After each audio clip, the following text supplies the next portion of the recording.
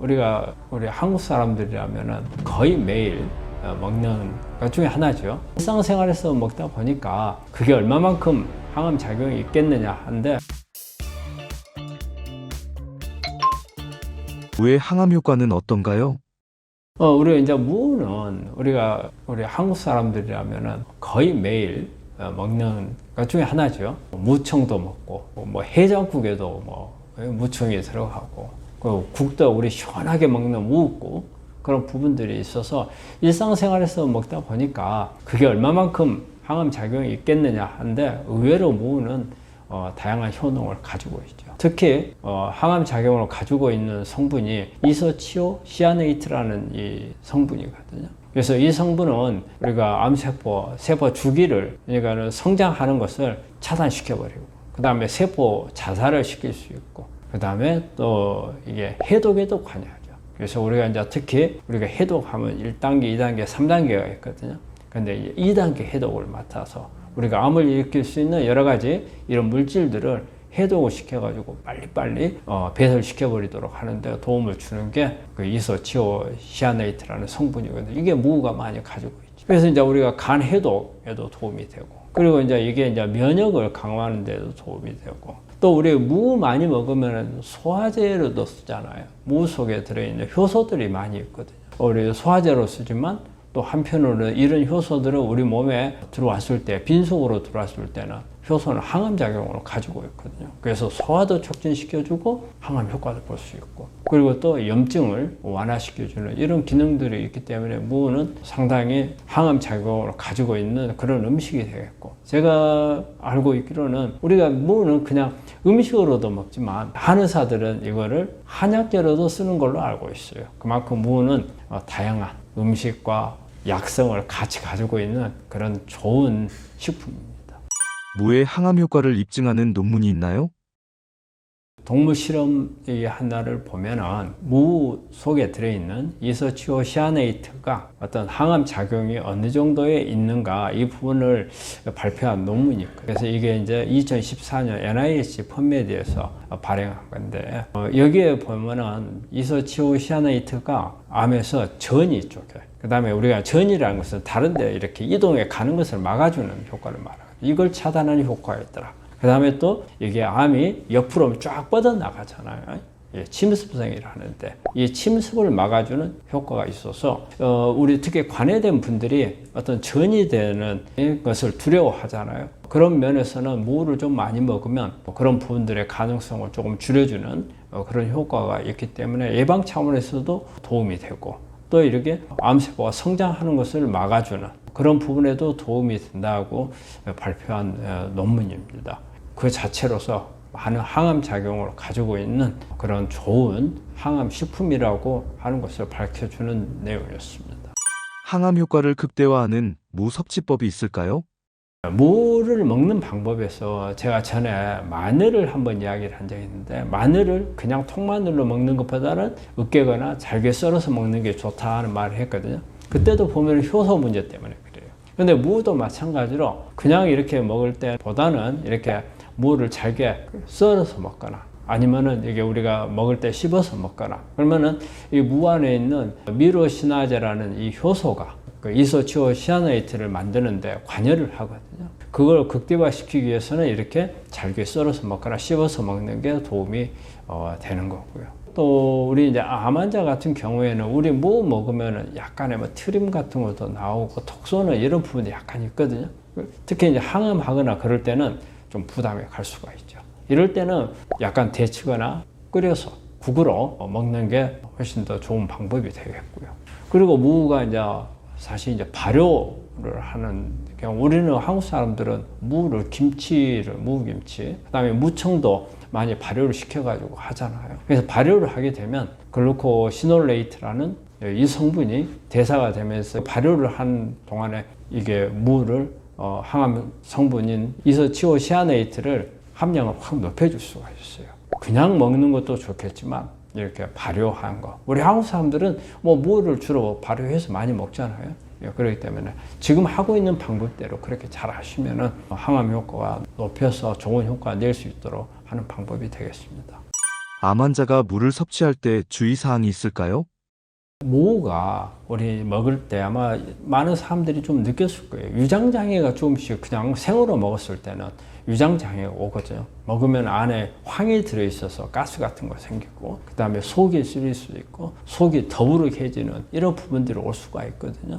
이럴 때는 가능한 한꺼번에 많이 먹지 말고, 그리고 소량씩 나눠서, 그리고 와가지고 만약에 그래도 속이 불편하다 그럴 때는 익혀서 먹는 거, 그런 방법들을 이용하는 게 좋을 거라고 생각을 해요. 그리고 이제 무를 먹을 때 우리가 일반적으로 뭐 이제 조금 먹을 때 큰 영향을 주는 게 아닌데, 무를 혹시라도 많이 먹어야 될 경우가 있다면 갑상선 기능이 좋지 않은 분들, 갑상선 기능 저하증이 있는 사람들은 속에 고이트로겐이라는 이런 성분이 있어서 갑상선 기능 저하증에서 좀 더 악화시킬 수 있는 요인이 있거든요. 그렇기 때문에 이럴 때는 익혀버리면은 고이트로겐 성분이 파괴가 되어버리거든요. 그래서 갑상선 기능 저하 있는 분들은 어떻게 보면 생으로 먹는 것보다는 익혀서 먹는 것을 권하고요. 무도 이런 작용이 약간 혈당이나 혈압을 좀 떨쳐주는 그런 효과가 있거든요. 혈당이나 혈압을 조절하고 계신 분들, 그러니까 아예 높아서 혈당이 높거나 고혈압이 있는 분들한테는 먹어도 되겠지만, 약을 쓰고 있는 분들한테, 그렇지 않아도 가끔 저혈당이 온다든지 저혈압이 온다든지 이런 부분이 자주 발생하는 분들은 조금 고려를 해서 적은 양을 먹는다든지, 그리고 혈압이 떨어지거나 혈당이 떨어질 경우에는 먹지 않는 쪽으로 그런 부분들을 조금 생각을 하셔가지고 섭취를 하면 크게 무리가 없을 겁니다. 무와 함께 먹으면 항암 효과가 극대화되는 식품이 있을까요? 네, 무는 뭐 단독으로 먹어도 좋은데, 무도 마찬가지로 이 안에 있는 성분들이 같이 함량을 높여줄 수 있는 이런 부분들하고 같이 먹는 게 좋겠죠. 그러면 보통 이제 같은 십자가 식물이에요. 여기에 해당하는 뭐 브로콜리라든지, 그 다음에 양배추, 부추, 그 다음에 마늘, 양파, 이런 건 다 십자가 식물이거든요. 그래서 이런 부분들을 같이 섭취를 하게 되면 훨씬 더 시너지 효과를 낼 수가 있고, 가지고 있는 것 자체를 활성화시켜주기 위해서는 발효 콩들하고 이렇게 같이 했을 때 훨씬 더 그 안에 있는 성분들의 함량이 높아질 수 있는 방법이기 때문에 이런 방법을 사용하는 게 좋겠고요. 무 속에 있는 이제 비타민 C 같은 경우는 우리가 이제 철분 흡수를 하는데 도움이 되거든요. 그래서 빈혈을 이렇게 치료할 때도 이렇게 철분제를 먹는 것보다는 비타민 C가 많은 음식을 먹게 되면요, 비타민 C가 철분을 끌고 들어가요. 그럴 때 우리가 녹색 채소 속에 들어있는 그 스피루리나나 아니면 클로렐라 같은 이런 것 속에 들어있는 게 포피린이라는 게 들어있어요. 이 비타민C가 끌고 들어온 철분과 이 포피린이 합치면 이게 헤모글로빈이 돼요. 그래서 빈혈은 그런 방법으로 해결하는 게 좋거든요. 빈혈하면 우리 환자분들이 일단 철분제를 먹는데 그거는 참 안 좋은 거예요. 철분제는 암 성장에도 도움을 주거든요. 그래서 이런 간접적인 방법을, 그래서 무도 마찬가지로 무 속에 들어있는 비타민C가 철분 흡수하는 것을 도와주거든요. 이럴 때 다른 시금치나 이런 두부나 이런 것과 같이 흡수하면 빈혈을 해결하는 데 도움이 될 수 있어요. 올리브유 같은 기름이죠. 이런 거 같이 먹게 되면 지용성 성분들이 흡수가 좋아져요. 비타민 A 계통, 폴리페놀도 지용성 폴리페놀들을 흡수율을 높여줄 수가 있으니까 이런 부분들을 같이 먹으면 훨씬 더 효과가 극대화될 수가 있습니다. 몸 속의 염증과 암 관련성이 있나요? 우리가 보통 이제 염증하고 독소 이런 부분들이 암을 발생하는 데 영향을 주는 걸로 돼 있어요. 특히 근데 이제 우리 환자분들이 염증하고 암하고 이 관련해 가지고 잘 이해를 못 하실 거라고 생각을 해요. 독소 같은 경우는 이렇게 발암 물질이라는 이런 부분들이 많이 있기 때문에 암을 일으킬 거야 하는데, 염증이 왜 그렇지? 근데 이제 염증도 우리가 감염으로 오는 염증들이 있어요. 여러분들이 이제 뭐 상처에 피부가 골마가지고 고름이 생기고 이런 거. 우리 이제 되게 이제 이런 걸 이제 주로 염증이라고 생각을 하잖아요. 그런데 실제 염증은 두 가지로 나뉘어요. 하나는 정말 우리가 일반적으로 알고 있는 그런 감염이 돼가지고 오는 염증. 이제 이런 염증도 사실은 암을 일으킬 수 있어요.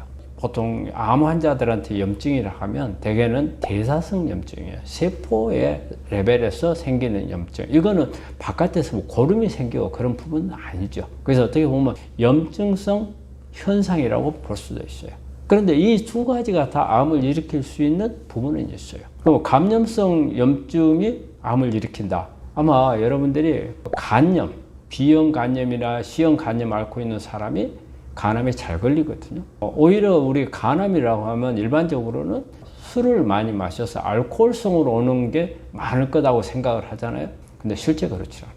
오히려 간염에 의해서 오는 경우가 훨씬 많습니다. 우리가 알코올성으로 오는 경우는 간암 전체에서 한 15% 정도밖에 안 되는 걸로 되어 있어요. 이제 이런 경우 정말 바이러스가 간에 감염을 돼가지고 이게 지방간으로 해서 간 경화로 해서 그 다음에 간암으로 넘어가는 게 감염에 의해서 오는 거고, 또 감염으로 생각할 수 있는 병이 위암이 있어요. 위암은 되게 이 헬리코박터 여러분들 잘 아시죠? 많이 들어봤잖아요. 헬리코박터 아마 예방이라든지 내시경에 갖고 나오면 약도 먹고 하는 분들도 계실 거예요. 이 헬리코박터는 우리 인류가 진화해서 살아오는 동안에 항상 위안에 가장 많이 상주되어 있는 분주 중에 하나예요.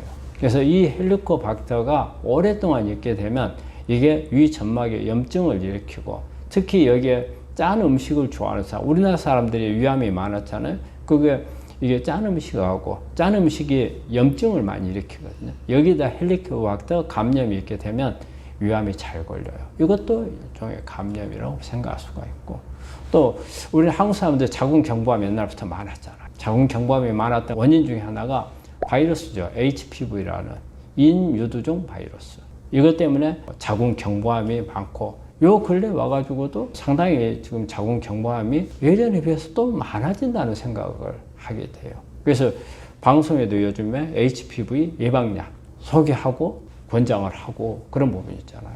그런데 이제 인유두종 바이러스 같은 경우는 자궁경부암만 일으키는 게 아니고 우리 구강암도 같이 일으키는 그런 구강암의 원인 중에도 하나가 되거든요. 이것도 마찬가지로 감염이고요. 또 하나 우리가 이제 EBV라고 해서 앱사임바 바이러스 감염에 의해서 오는 비인두암이나 림프종, 그 외에도 췌장암이라든지 이런 소화기 암들도 염증하고 관련되어 있는 경우들이 종종 있습니다. 이런 부분들이 바로 이제 감염하고 관련된 경우. 자, 그러면 감염성 염증이 아닌 제가 앞에서 말했던 어떤 세포막의 염증성 현상, 그러니까 염증을 일으킬 것 같은 그 사이토카인이라는 게 있어요. 그 물질들이 유전자 변이를 일으켜 가지고 이 변이에 의해서 암으로 유발하는 이런 게 있거든요. 특히 이제 암들 보면 우리가 여러 가지 뭐 대장암, 유방암, 이런 췌장암 이런 경우에는 비만한 분들이 지방세포 속에 보면 여러 가지 염증성 사이토카인이라는 게 많이 있어요. 이런 부분들이 흘러나오면서 그 DNA를 변이를 시키기도 하고, 또 변이가 된 데다가 비만되면 그 인슐린 저항이 많이 생기거든요. 그래서 인슐린 저항이 생겨서 이 부분들이 성장을 촉진을 시켜요. 그래서 이제 이렇게 암을 유발하는 경우가 있고, 여러분도 당뇨 있는 분들이 암에 잘 걸린다는 이야기는 많이 들어보셨을 거예요.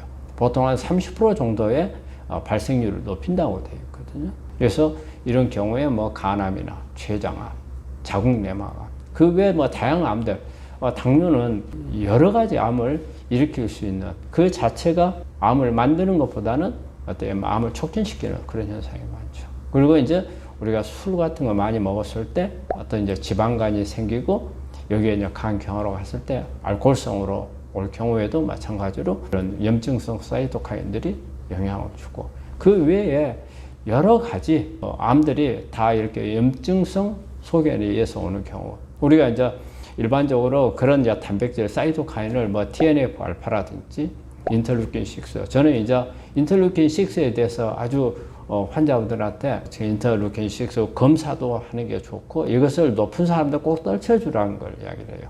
인터루킨 6 같은 경우는 암 안에 있는 환경에서 우리가 암덩어리가 이렇게 있으면 우리 면역세포나 항암제들을 공격하러 들어오잖아요. 그럼 공격하러 들어왔을 때 암덩어리 주변에 있는 다양한 우리가 면역세포들이라든지 여러 가지 뭐 ECM이라든지 CAF나 다양한 물질들이 있어요. 이런 부분들이 암을 보호하는 경향이 있어요. 근데 이걸 촉진을 시킨 게 바로 IL-6라든지 이런 사이토카인들이거든요. 이 환경 자체를 면역세포나 항암제가 공격하기 좋은 환경으로 만들어야 우리가 치료가 되는 거예요. 근데 이런 염증성 사이토카인들은 나와가지고 이런 부분들 심지어는 면역세포마저도 암세포를 공격하지 못하고 보호하게 만들어버리거든요. ECM 같은 경우는 실타래처럼 암세포 똘똘 쏴버려요. 침투도 못하게 만들어버려요. 또 주변에 삼투압이 높으면 면역세포나 항암제가 삼투압이 높아서 침투에 들어가지를 못해요. 사이토카인들이 암을 촉진하거나 유발시키는 경향이 있거든요. 그래서 이런 부분들을 줄여야 되는 거죠. 그래서 염증으로 오는 암이라고 하는 것은 이렇게 감염에 의해서도 오지만 염증성 다양한 물질들이 만들어지면서 이 물질들이 암을 촉진하는 이런 현상이 올 수가 있어요. 그래서 염증은 암을 일으킬 수가 있다. 의외의 암 유발 물질 어떤 것들이 있을까요? 의외로 우리가 이런 게 암을 일으키나? 이런 부분들이 있을 수 있어요. 일단 우리가 집안에서 이렇게 볼 때 우리 모기향 뿌리잖아요. 그 아로마, 향 같은 거 집안에 막 여름철 되면 퀴퀴하게 냄새 나고 막 끄급하고 하니까 좀 분위기를 바꾸기 위해서 아로마 향, 라벤더라든지 뭐 로즈마리, 뭐 티, 뭐 여러 가지 다양한 것들 있잖아요.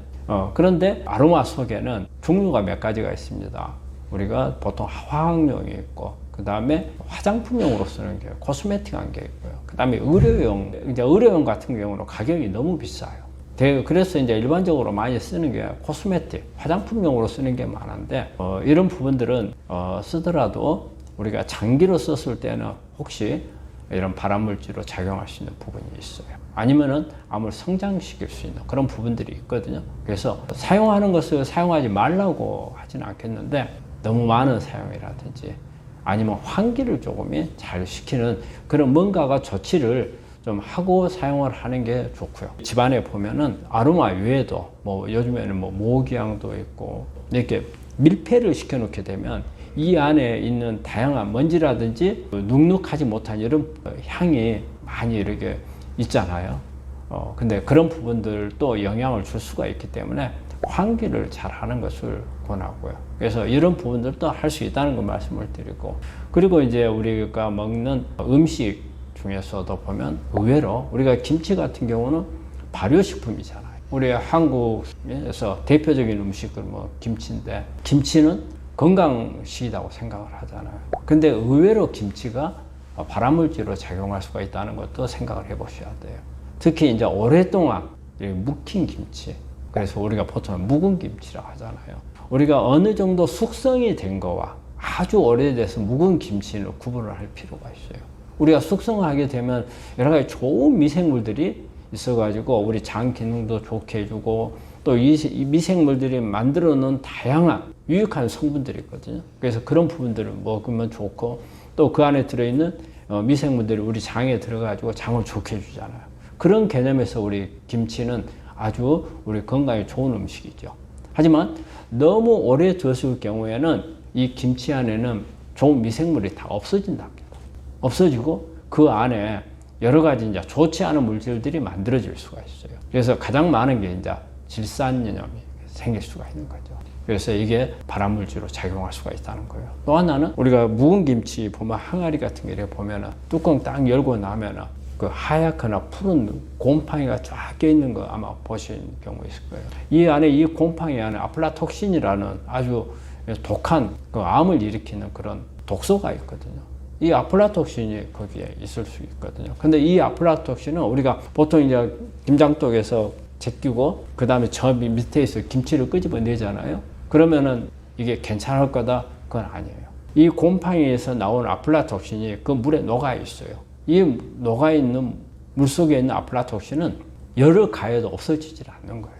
한번 들어오면은 절대 그게 사라지지 않는다는 걸 생각을 하셔야 돼요. 너무 묵은 김치를, 오래된 김치는 그렇게 바람직하지 않고 우리가 적당히 숙성된 김치가 좋다, 이렇게 생각을 하시면 맞을 거예요. 그 다음에 또 의외로 생각할 수 있는 게 물이에요. 물이 암을 일으킬 수 있다? 상상할 수 없는 일이잖아요. 하지만 우리가 뜨거운 물, 보통 이제 65도씨 이상, 이런 경우는 우리가 뭐 마시면 뜨겁다는 생각이 들어요. 이 물은 우리가 WHO에 2급 A로 등록이 되어 있다는 거예요. 발암물질. 왜냐하면 이게 뜨거운 물질이 염증을 일으켜요. 화상을 일으키잖아요. 그래서 염증을 일으켜가지고 뜨거운 물 좋아하거나 뜨거운 차를 좋아하는, 그 다음에 이렇게 뜨거운 구운 음식을 이렇게 좋아하는 경우에 이런 부분들이 암을 일으킬 수가 있어요. 특히 이제 중국 같은 경우에 보면은 뜨거운 차를 좋아하잖아요. 그 다음에 아이슬란드 같으면 뜨거운 생선을 바로 굽자마자 먹는. 그래서 그런데 보면 구강암이나 인후암이나 식도암 같은 게 잘 걸린다 하거든요. 그래서 화상에 의한 오랜 만성적인 화상이 지속되다 보면 세포가 변이가 일어나요. 그래서 안에 DNA가 변이가 일어나서 암으로 넘어갈 수가 있기 때문에 우리가 따뜻한 물을 마시라고 하잖아요. 하는 건 좋아요. 오히려 찬물 마시는 것보다 면역 유지가 좋거든요. 하지만 뜨거운 물은 식혀서 먹는 게 좋고 후후 불어가면서 오랫동안 습관적으로 하시게 되면 이것도 암을 일으킬 수 있다는 것을 한번 생각해 볼 필요가 있습니다. 그래서 이렇게 뜨거운 물을 먹는 게 정말 암을 일으키는가에 대해서 이게 그 논문이 나온 게 있어요. 우리 중국 사람들이 차 문화가 매우 발달해 있잖아요. 그렇기 때문에 중국 사람들이 이런 식도암, 인후암, 구강암이 많거든요. 그래서 이게 뜨거운 물이나 그 다음에 음식을 먹었을 때 식도암하고 어느 정도의 관계가 있는가 이걸 연구한 논문이 있더라고요.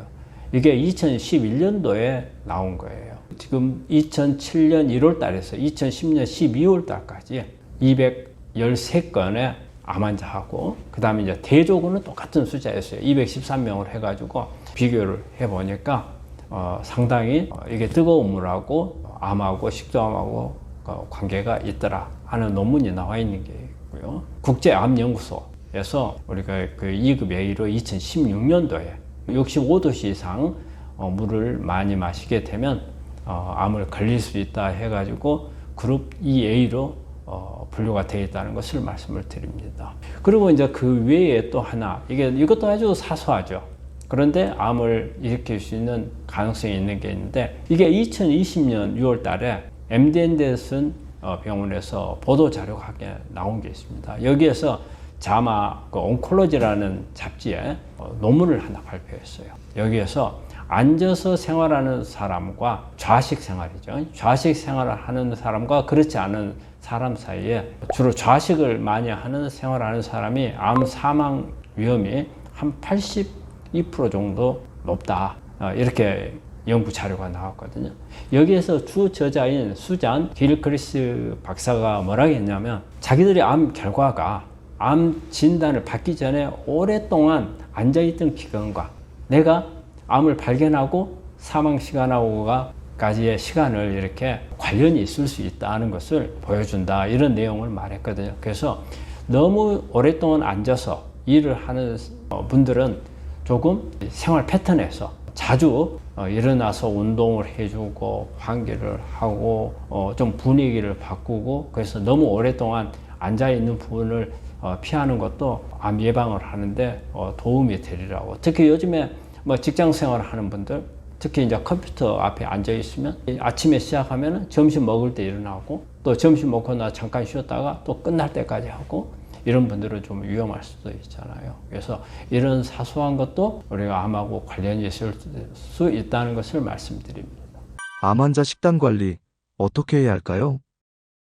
예, 우리 암 환자분들이 이제 치료 중에 식단 어떻게 할 것인가에 대해서 관심이 참 많죠. 항상 모든 것이 상식적인 부분도 통한다고 그래요. 그래서 우리가 음식을 먹는데 되게 우리 환자분들은 보면 어떤 음식을 먹으면 내가 암이 없어질까 주로 이런 것만 생각을 하죠. 그런 걸 생각하는 것도 중요해요. 다른 사람들이 뭘 먹어서 좋아졌다. 막 이런 부분들이 많이 있잖아요. 그래서 자기 자신도 내가 뭘 먹어가지고 한 방에 좀 암을 없애버리고 싶다는 충동은 다 있죠. 그런데 그런 부분들이 그렇게 쉽지 않은 거예요. 그러면 내가 기초부터 어떻게 관리를 할 것인가 이런 부분도 좀 생각을 해야 되거든요. 자, 그런 부분들을 좀 한번 살펴보면 우선 균형된 식단을 만드는 게 중요하다고 말씀드려요. 우리가 일반적으로 우리 영양소라고 하면은 탄수화물, 지방, 단백질 이것만 생각을 해요. 근데 이 부분들이 전부 다 타는 영양소예요.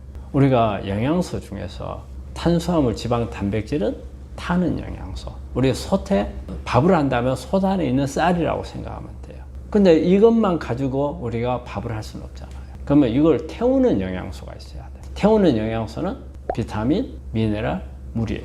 그리고 솥 안에 물이 있어야죠. 물 없으면 밥 다 타버릴 거 아니에요. 그 다음에 우리가 불을 피우잖아요. 불을 피우면 불쏘시개가 있을 거고 또 불꽃이 있을 거 아니에요.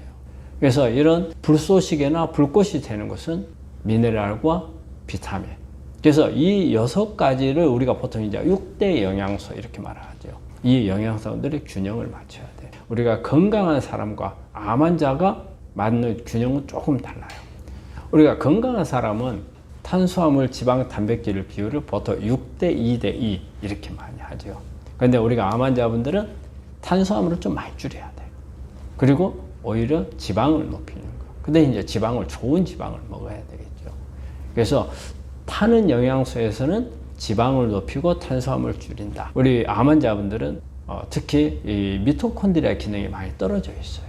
미토콘드리아 기능이 떨어져 있기 때문에 비타민을 많이 보충을 해야 돼. 그래서 미토콘드리아 기능을 올려주는 이게 우리 암 환자들이 해야 할 기본적인 균형된 식단이 되겠고요. 그 다음으로는 우리가 암 환자들은 몸 안에 워낙 산화물이 많이 만들어지거든요. 그래서 항산화, 그 다음에 암의 염증 때문에 암이 성장을 많이 하고 발생도 하거든요. 그렇기 때문에 항염증, 이게 많은 식품들을 많이 먹는 게 좋아요. 대개 이게 채식들이죠. 특히 이제 우리 항염 그러면은 뭐 마늘, 그 다음에 생강, 그 다음에 뭐 양파 이런 것에서 항염 작용도 있으면서 항산화 작용을 같이 가지고 있거든요. 이런 음식들, 항산화, 항염 음식을 많이 해야 된다. 암은 면역하고 싸움이잖아. 그래서 면역을 높이는 음식, 이런 부분들을 좀 많이 하셔야 되고, 그 다음에 이제 습관에서 중요한 게 이런 게 있어요. 가능한 한 적게 먹어라. 많이 먹는 게 좋지 않다.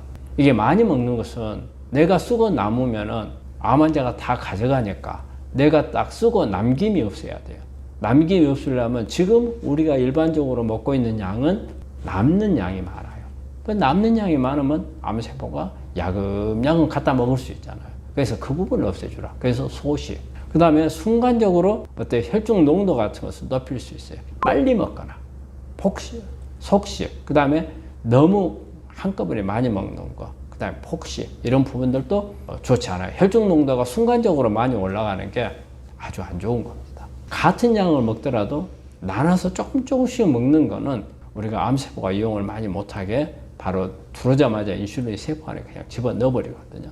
그래서 똑같은 양을 한꺼번에 빨리 먹는 거하고 그 다음에 한꺼번에 많이 먹는 거하고는 좋은 게 아니고, 차라리 똑같은 양을 내가 많이 먹는다 하더라도 이것을 여러 차례 나누면 좀 덜하다는 말씀을 드렸고, 그 다음에 아까 우리가 균형된 식단하고 맞춰서 볼 때 편식, 한쪽에 치우치는 음식은 나중에 우리 몸 안에 여러 가지 염증 반응을 일으킬 가능성이 많아요. 예, 균형이 깨졌기 때문에. 그리 되면 우리 몸 안에 산화물들이 많이 만들어지고 염증성 물질들이 많이 만들어지면서 암을 악화시킬 수가 있고, 그리고 이제 또 하나 말씀드린 게 간식. 간식을 많이 먹는 것은 썩 좋은 건 아닙니다. 우리가 칼로리가 없는 간식은 괜찮지 않느냐 이렇게 생각을 하는데, 어쨌든 음식을 먹게 되면 또 우리 장은 또 일을 해야 되거든요. 그렇기 때문에 장은 쉬어줄 때는 제대로 쉬게끔 해줘야 되는데, 간식이 들어오게 되면 쉬지 못할 수가 있고, 그 외에도 뭐 구운 음식이라든지 그 다음에 짠 음식이라든지 이런 부분들을 조심하는 이런 식기 습관을 좀 하셔야 되고, 그리고 또 하나 중요한 게 있어요. 내 생리 패턴에 맞는 식사를 하라. 이게 이제 일주기 생리 리듬하고 관련돼 있는 거예요. 예를 들어서 아침에 일어나자마자 지금 머리도 막지도 못하고, 예? 몸도 막 찌뿌둥하고, 그 다음에 입맛도 없고, 그런데 돼지고기 갖다가 주워보세요. 먹기 어렵잖아요. 내 몸에서 소화도 잘 못 시켜요. 그리고 또 저녁에는 먹고 쉬어야 될 건데 막 몽땅 먹어버리는 거예요. 그러면 이게 생리 리듬이 안 맞는 거예요. 그래서 일반적으로 생리 리듬에 맞는 것은 탄수화물 같은 경우는 우리 아침에 소화 효소도 많이 나오고요, 인슐린도 아침에 제일 많이 나와요. 그렇기 때문에 탄수화물 같은 경우는 주로 오전에 먹는 게 좋아요. 우리가 그러기 때문에 야채 주스니 뭐 녹즙이니 그 다음에 뭐 빵 종류니 되게 아침에 먹는 걸로 아마 자료들 보시면 나올 거예요. 그거는 바로 그것 때문에 우리 생리적으로 탄수화물을 가장 소화를 잘 시킬 수 있는 게 아침이에요.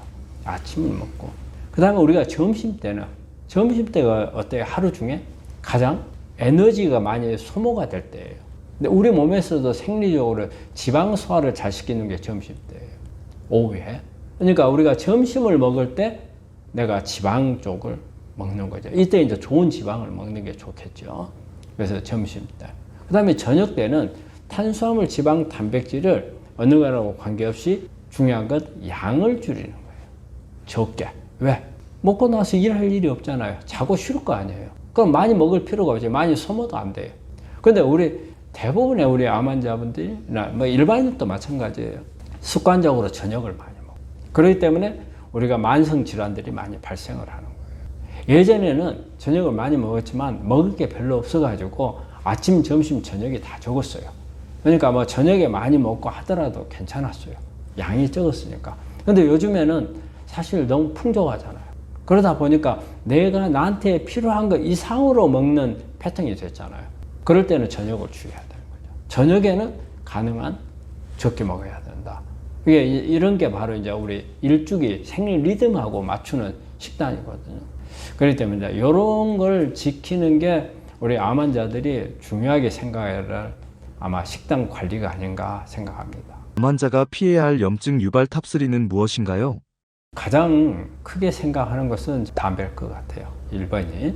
담배는 이렇게 한 70종 이상의 발암물질을 가지고 있고 또 이 부분들은 본인만이 아닌 주변 사람들한테 상당히 영향을 많이 주고 이 부분에서 어떤 암이 온다는 것은 지금 뭐 전부 다 상식적으로 알고 있는 폐암. 근데 그 외에도 뭐 구강암이라든지 인후암이라든지 식도암이라든지 이런 다양한 암을 담배는 일으킬 수 있어요. 또 방광암도 신장암도 일으킬 수 있는 그런 원인이 되는 거기 때문에 가장 큰 독성 제 1번은 담배가 될 것 같고요. 그 다음에 요즘 두 번째는 요즘에 워낙 많은 가공식품이 있죠. 이 가공식품 문제는 제 생각은 그래요. 요즘에는 갈수록 이렇게 사회가 복잡해지면서 사람들이 집에서 밥 먹는 것보다는 나가서 먹는 게 많은 것 같아요. 나가서 먹을 때는 우리 몸에 건강한 음식을 찾는다는 이런 개념보다는 일단 맛있고 쉽게 먹을 수 있는 음식들을 찾는 것 같아요. 그러다 보니까 주로 어때요?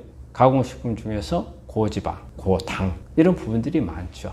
달고 탄수화물이 많은 거 그리고 지방이 많은 음식들. 근데 그걸 그대로 먹는 것보다는 다 가공이 된 것을 먹는 경우가 많아서 저는 두 번째로 그 부분을 꼽고 싶고요. 그 다음에 이제 세 번째로는 요즘에 이제 내 주변에서 워낙 많은 이제 환경 독소들, 미세먼지라든지 그다음에 중금속 그리고 이제 우리가 농약이나 뭐 제초제 우리 먹고 있는 음식들이 내가 선택해서 먹기도 하겠지만은 내 주변에 너무 흔한 거예요. 그래서 이제 이런 부분들을 저는 이제 세 가지로 꼽고 싶은데 우리가 아까 제가 처음에 담배를 말했는데 담배하고 우리가 항상 따라다니는 말이 술을 말하잖아요. 근데 이제 우리가 3대 요인이라고 꼽는 데서 제가 담배만 꼽는 이유는 담배하고 알코올이 우리는 다 나쁜 거라고 알고는 있어요. 그러면 담배만큼의 알코올이 나쁜가? 아마 요걸 한번 설명을 드릴까 싶어서 그래요. 담배 같은 경우는 정말 직접적으로 이게 암을 일으키는 발암 물질들을 가지고 있는 거예요. 담배를 피우는 사람들이 안 피우는 사람들에 비해서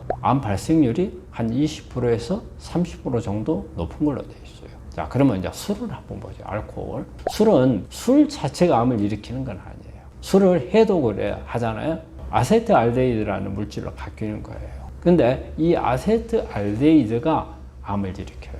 어느 정도 일으키느냐? 술을 한 사람하고 술을 하지 않는 사람하고 한 사람이 한 2배에서 5배 정도 증가하는 걸로 돼 있어요. 여러분들한테 상식적인 이야기 하나 좀 말씀드릴까 싶어요. 술을 잘 마시는 사람하고 술을 못 마시는 사람하고 누가 더 암에 잘 걸리겠는가? 아마 술을 해독이 잘 되는 사람들은 해독이 잘 되기 때문에 오히려 암이 더 적지 않겠나? 해독을 못 시키는 사람들은 알코올이 몸에 농도가 빨리 높아질 테니까 암에 더 잘 걸릴 거 아니겠어요. 알코올은요, 제가 생각할 때 잘 취하는 사람이 잘 안 취하는 사람보다 암에 더 적게 걸려요. 잘 취하는 사람은 술을 마시는 족족 아세트알데히드로 바꿔버리는 거예요. 그러니까 내가 술에 의한 기분이 좋아지고 이러면 술 취해가지고 횡설수설하고 하는 게 적죠. 알코올은 혈중 농도 안 높아져요. 금방 아세트알데히드로 바꿔버리는 거예요. 그런데 술이 빨리 취하는 사람은 이 아세트알데히드로 잘 안 바뀌는 거예요. 효소가 부족해가지고. 그래서 혈액의 혈중 농도가 알코올 농도가 높아지니까 금방 취해버리는 거죠. 그런데 암을 일으키는 것은 아세트알데히드가 일으킨단 말이에요. 알코올이 일으키는 게 아니고. 그럼 아세트알데히드는 누가 혈중 농도가 높아요. 술을 많이 마신 사람이 높겠죠. 잘 안 취하는 사람. 술이 잘 취하는 사람은 몇 잔 못 마시고 그냥 쓰러져 버려요. 그런데 술에 잘 안 취하는 사람은 막 저녁 새벽까지 술 마시고 하잖아요. 그럼 아세트알데히드 얼마나 많이 만들어지겠어요. 그래서 저는 우리 이 방송을 보고 계신 분들, 술 세다는 것은 자랑거리가 아닙니다. 오히려 암에 더 걸릴 가능성이 많기 때문에 이렇게 생각하시면 돼요. 나는 술이 세면 세다 이렇게 표현할 게 아니고 나는 암에 잘 걸릴 수 있다 이렇게 표현하는 게 오히려 맞을지도 모릅니다. 그리고 이제 또 하나 여기서 우리가 이 주변에 보면 미세먼지 같은 거, 미세먼지가 있고 초미세먼지라는 게 있어요. 그런데 이제 미세먼지는 우리가 초미세먼지에 비해서 그렇게 암을 일으키는 게 좀 적어요. 초미세먼지라는 것은 지름이 2.5 마이크로미터 이하를 초미세먼지라고 그래요. 그냥 우리가 들이마시면 기관지를 통해서 폐를 통해서 폐포를 지나가지고 혈액까지 그냥 들어가 버려요. 우리가 그냥 일반 미세먼지는 되게 폐포에서 좀 많이 걸러져요. 폐포에서 많이 걸러지니까 의외로 폐포에 염증을 많이 일으키는 게 하죠. 하지만 되게 거기에는 염증을 일으키니까 암보다도 여러 가지 이 폐렴이라든지 아니면은 뭐 천식이나 이런 부분들, 폐포 안에 문제를 일으킬 수 있는 이런 부분들은 미세먼지가 많을 건데 대개 암을 잘 일으키는 것은 초미세먼지. 그래서 보통 2.5 마이크로 이하인 경우에는 폐암을 일으킬 수 있는 가능성이 높다고 할 수 있습니다. 그래서 우리가 마스크 쓸 때 조심해야 돼요. 마스크를 쓸 때 초미세먼지까지 걸릴 수 있는 이런 마스크를 써야 된다는 거죠. 암을 극복한 환자들이 절대 먹지 않는 음식이 있었나요? 우리 이제 음식을 먹을 때 음식을 뭐 잘 지켜가지고 암에 이제 좋아진 분들, 이런 분들이 이제 여러 가지 이제 의견이 있어요. 나는 뭐 평소대로 먹었다 하는 분들도 있고, 또 아니면은 나는 막 철저히 뭐 채식만 했다, 뭐 다양한 뭐 패턴들이 있을 수 있어요. 그런데 이제 공통적인 거 부분에서 우리 이제 암을 극복한 사람들이 하는 부분들이 있는데, 이 말을 하기에 앞서서 중요한 부분 하나, 이게 제가 우리 환자분들한테 말씀드리고 싶은 것은 먹지 않는 것이 먹는 것만큼 중요하다는 말씀을 드려요. 어떤 것을 안 먹어야 될 건가, 어떤 것을 먹는 것보다도 어떤 것을 안 먹어야 될 건지가 저는 더 중요하다고 생각을 해요. 근데 우리가 어떤 것을 먹을 것인가 이것만 찾다 보면은 잘못하면은 먹어서는 안 될 부분들이 소홀하기가 쉬울 수가 있어요. 그래서 안 먹었던 부분들을 이렇게 한번 살펴보면은 일단 육고기를 좀 많이 안 먹는 편이죠. 되게 채식을 많이 했던 분들이 많잖아요. 특히 그 중에서도 육고기 중에서도 가공육 이 부분들은 많이 안 먹고 뭐 캔 음식이라든지 뭐 햄버거, 뭐 소세지, 뭐 버터 이런 거 가공한 걸로 만든 거 이런 부분들은 가능한 피했다는 거. 우리가 요리를 할 때 튀긴 거, 그 다음에 구운 거 이런 부분들을 좀 많이 피했다는 거. 우리가 암을 제대로 관리하고 하는 분들 보면 제일 먼저 어때요? 탄수화물을 줄인다는 것을 생각을 하거든요. 왜? 암은 포도당을 가지고 에너지를 만들기 때문에 포도당의 재료가 되는 게 탄수화물이잖아요. 그래서 탄수화물을 피하죠. 이럴 때 가장 우선적으로 피했던 게 뭐예요? 단순당, 설탕 이런 부분. 그 다음에 밀가루 음식, 흰쌀밥 이런 부분들은 가능한 피한 거고요. 또 하나, 여러분들이 요즘에 사회적으로 많이 문제돼서 나오는 게 있어요. 그 트랜스지방. 근데 이제 트랜스지방이라는 게 우리 환자분들이 도대체 뭐야 이렇게 생각할 수도 있어요. 트랜스지방 반대면 시스지방이라는. 트랜스지방하고 시스지방의 차이는요, 분자 구조상이에요. 분자 구조, 분자에 있는 성분들의 조합이 아니고 이렇게 각도가 차이가 나는 거예요. 그래서 열이 가해지면 시스라는 타입에서 트랜스 타입으로 바뀌어요. 그래서 근데 이 트랜스 타입은 암을 일으킬 수 있는 그런 요인들이 많은 거죠. 그러면 특히 이제 지방이 그렇거든요. 지방에 열을 가하거나 수소를 첨가하게 되면 시스 타입에서 트랜스 타입으로 바뀌면서 발암 물질로 이렇게 이제 바뀌는 거예요. 근데 우리나라는 트랜스 지방에 대한 어떤 그 규정이 없어요. 그런데 WHO나 또 이렇게 미국이나 유럽 이런 데는 기준이 있어요.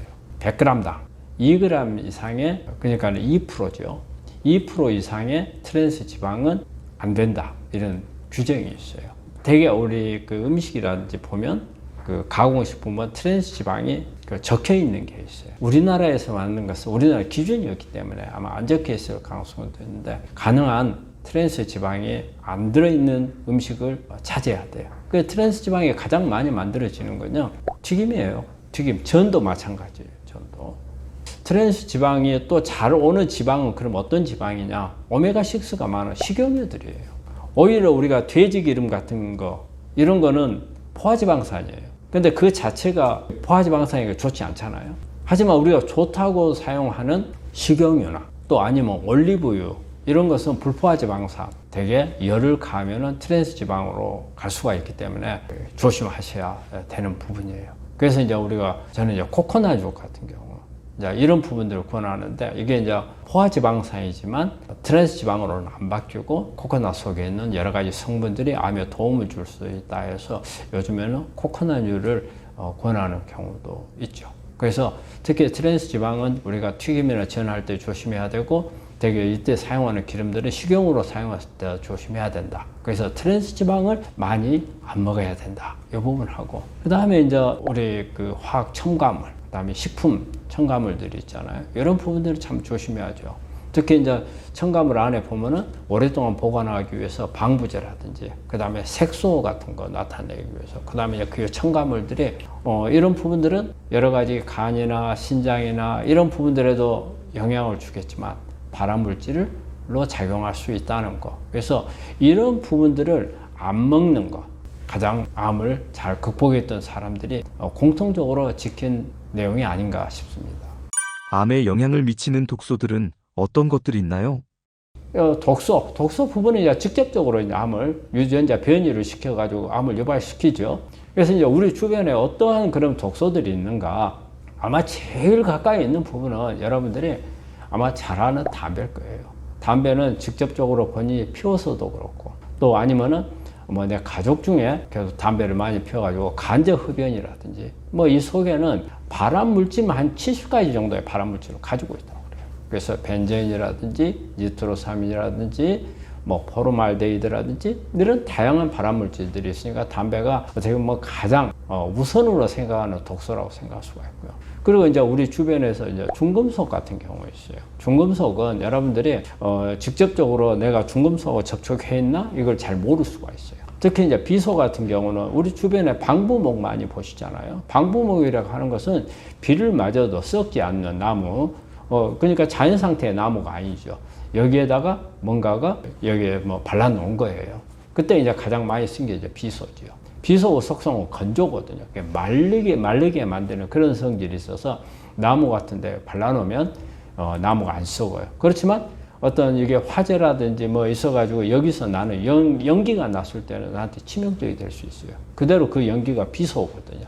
비소는 독성물질이기 때문에 암을 일으킬 수가 있는 그런 부분들이 있고, 우리가 주변에 가지고 있는 조리 도구들도 보면 니켈이라든지 크롬이라든지 다양한 테프론이라든지 다양한 그런 물질들이 있잖아요. 여기에도 보면은 중금속들이 관여가 되고, 또 페인트 같은 데 납이라든지 그 안에 보면 카드뮴이라든지 이런 부분들이 우리가 눈에 보이지 않지만 우리 주변에는 너무 많은 중금속들이 많이 있어요. 그래서 우리가 이것을 알려면 모발 검사를 해보면 알 수가 있어요. 이런 어떤 중금속들이 내 몸에 침착이 되어 있는가. 또 특히 수은 같은 경우는 우리 아말감, 옛날에 충치할 때 쓰는 아말감이 있거든요. 이런 부분들이 오랫동안 내 이빨이 있으면서 우리 폐를 통해서 들어가가지고 갑상선 기능을 떨치거나, 또 아니면 우리 몸의 해독을 방해하거나 이런 부분 때문에 암을 가지고 있는 분들한테 수은이 중독이 돼 있게 되면 면역이 떨어지고, 그 다음에 해독이 잘 안 돼서 암 치료하기 어렵거든요. 그래서 이제 그런 데 관여하는 이런 중금속들도 있고, 그리고 또 우리가 주변에서 보는 식품들 많이 있잖아요. 식품들 우리가 보존하기 위해서 방부제 많이 쓰잖아요. 그 방부제도 여러 가지가 있죠. 그래서 이제 그런 대부분의 방부제들은 일단은 건강에 썩 그렇게 좋다고 생각할 수는 없어요. 그렇기 때문에 이거는 우리가 오랫동안 사용했을 때, 단기적으로 잠깐 이용하는 경우는 그렇지는 않지만 장기적으로 우리 몸에 들어왔을 때는 발암물질로 작용할 수가 있고, 우리가 또 우리 음식이라든지 이런 보면은 이쁜 컬러를 내기 위해서 색소 많이 쓰잖아요. 이런 부분들도 영향을 줄 수가 있고, 우리가 또 캔 종류 같은 경우는 니트로스아민 같은 거, 이런 부분들은 그대로 발암물질이죠. 그리고 우리가 이제 요리하면서 연기 나잖아요. 구우거나 할 때. 그러면 이제 다이옥신 같은 거. 그리고 이제 우리가 유기농 이야기를 많이 하는데, 농약이라든지 제초제, 이거는 환경하고 관련돼 있잖아요. 이때 이제 이럴 때 보면은 농약, 제초제, 그 다음에 이제 환경 요소는 뭐 미세먼지라든지 매연이라든지 이런 부분들이 다 어떻게 보면 이 안에 독소를 가지고 있는 거고, 독소는 간접적인 영향보다는 직접적으로 유전자 변이를 일으켜서 암세포가 되도록 유발을 하기도 하고, 암세포가 세포 자살을 막아서 성장을 촉진하고 이런 기능들을 하는 거죠. 그래서 우리가 일반적으로 생각하는 염증도 암을 일으킬 수 있다. 독소도 암을 일으킬 수 있다. 그래서 우리 환자분들은 이런 부분들을 어떻게 피할 것인가. 그 다음에 또 만약에 내 몸에 어떤 나쁜 요소들이 많이 들어와 있다. 그럼 이것을 어떻게 제거할 것인가. 이런 부분도 가볍게 생각하시면 안 될 거라고 생각합니다. 수은 아말감 꼭 빼야 할까요? 수은 같은 경우에 우리 아말감은 대부분 요즘에는 아말감 안 쓰죠. 되게 이제 아말감 대신 레진이라는 걸 쓰기 때문에 그냥 이빨 색하고 똑같으니까 잘 표시가 안 나요. 그런데 아말감은 우리가 어렸을 때 이빨 충치 생겨가지고 그거 긁어내고 가만히, 우리 여러분들 납 잘 아시죠? 납처럼 돼 있어요. 그래서 이빨 사이에 끼워져 있던 그런 거 아마 기억하신 분들이 많을 거고, 또 그런 시술을 받으신 분들도 많을 거예요. 이게 아말감이에요. 근데 이 아말감은 그걸 자체가 바로 우리 몸에 수은을 막 집어넣는 그런 건 아니에요. 이 아말감이 우리가 뜨거운 음식 같은 거 먹게 되면 이 아말감에서 연기가 나요. 이 연기를 우리가 들이마시면 바로 이 연기 속에 수은이 들어있어요. 그래서 들이마시게 되면 우리 몸에 들어와서 폐를 통해 들어와가지고 혈액을 돌다가 대개 지방에 축적되어 있거나 순환을 하면서 갑상선, 특히 갑상선 기능에 수은이 많이 영향을 줍니다. 우리가 갑상선 호르몬이 이제 T4라는 게 있고 T3라는 게 있는데, T3가 활성형이에요. T4는 비활성형이에요. 기능을 안 하는 거죠. 그러면 이걸 활성으로 바꿔줘야 돼. 이때 관여하는 효소를 차단시켜버려요.